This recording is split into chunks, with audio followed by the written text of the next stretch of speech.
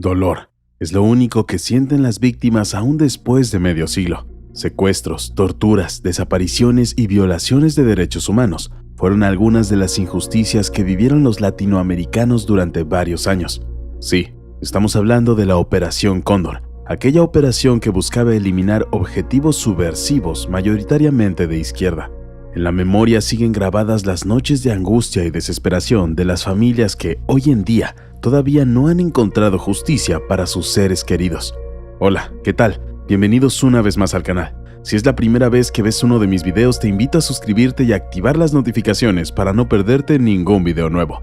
Acompáñame a adentrarme a profundidad en el Plan Cóndor, la operación de persecución política más grande de América y el mundo, y que aún hoy deja heridas abiertas a quienes no han encontrado consolación en la justicia. Comencemos. Para entender el Plan Cóndor debemos tener una noción de lo que fue la Guerra Fría, ya que existe una relación directa que no podemos pasar por alto. La Guerra Fría se desarrolló luego de la Segunda Guerra Mundial y se resume básicamente en que fue un conflicto entre el neoliberalismo contra el comunismo.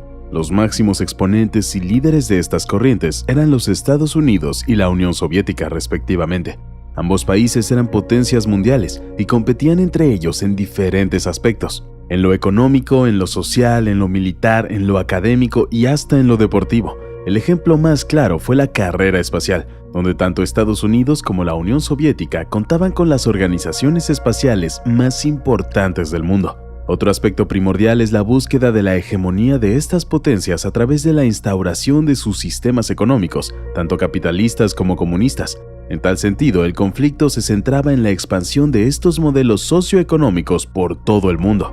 Con el antecedente del decreto Noche y Niebla en la Alemania nazi y similitudes con la estrategia de la tensión utilizada en Italia en los años 1970, la doctrina encargada en la Operación Cóndor surge, según la profesora estadounidense John Patrice McSherry de la Universidad de Long Island, en la década de 1960 en la Escuela de las Américas y las conferencias de ejércitos americanos, en las cuales Estados Unidos enseña a los oficiales latinoamericanos instruidos en ellas acciones preventivas en la región. Para agregar un poco más de contexto, Sudamérica siempre estuvo aliada a los Estados Unidos, incluso desde la Segunda Guerra Mundial, cuando países como Perú y prácticamente toda América del Sur se unieron a las fuerzas aliadas luego del ataque a Pearl Harbor, que fue la base naval ubicada en Hawái. Luego de esta Segunda Guerra Mundial, América del Sur conservó su alianza con los Estados Unidos, instaurando y conservando el modelo capitalista y del Fondo Monetario Internacional. Las buenas relaciones con Estados Unidos se vieron afectadas luego del golpe de Estado por parte de Juan Velasco Alvarado en 1968, bajo el pretexto de la desaparición de la página 11 de un contrato petrolífero. Velasco ingresa al Palacio de Gobierno y saca a la calle en pijama a Fernando Balunde, lo deporta en un vuelo hacia Argentina, en donde se queda exiliado. Desde entonces se inicia el gobierno revolucionario de las Fuerzas Armadas, un gobierno izquierdista y nacionalista que se aleja bastante del concepto de nación aliada a los Estados Unidos. Por ese entonces, mientras gobernaba Velasco, el general Francisco Morales Bermúdez era ascendido a jefe del Estado Mayor. Ocupó cargos como el Ministerio de Hacienda y Comercio, la presidencia del Consejo de Ministros, el Ministerio de Guerra y la Comandancia General del Ejército. Es decir, a Morales Bermúdez se le estaba otorgando mucho poder que podía aprovechar en cualquier momento en contra de Velasco. Y fue así que en 1975, Morales encabezó el llamado Tacnazo, que fue un golpe militar hecho desde Tacna contra el gobierno.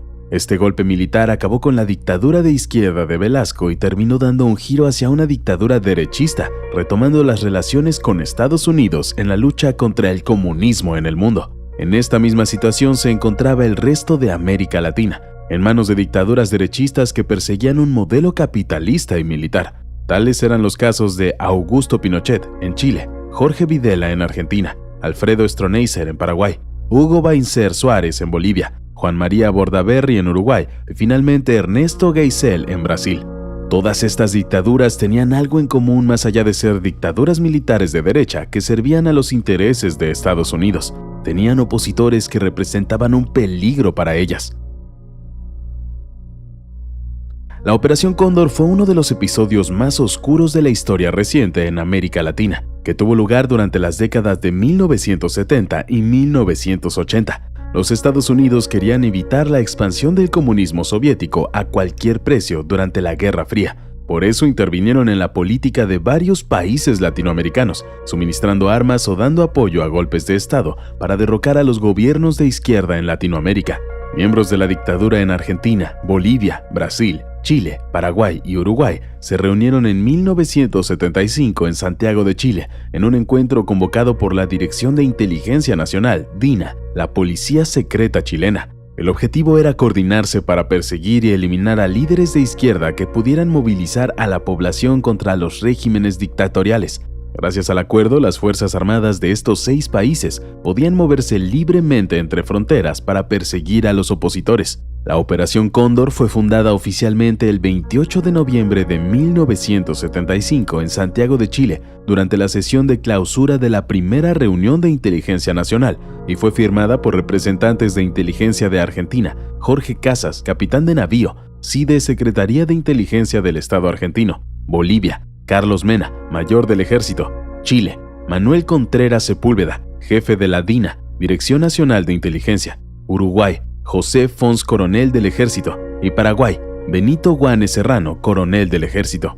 El documento fundacional dio cobertura institucional a muchas de las actividades, relaciones y prácticas de inteligencia represiva que estos países latinoamericanos ya venían desarrollando de manera bilateral. En el documento se establece el inicio de la cooperación oficial entre los organismos de inteligencia del Cono Sur. A partir de esta fecha se inician contactos bilaterales o multilaterales a voluntad de los respectivos países participantes para el intercambio de información subversiva, abriendo los respectivos servicios expedientes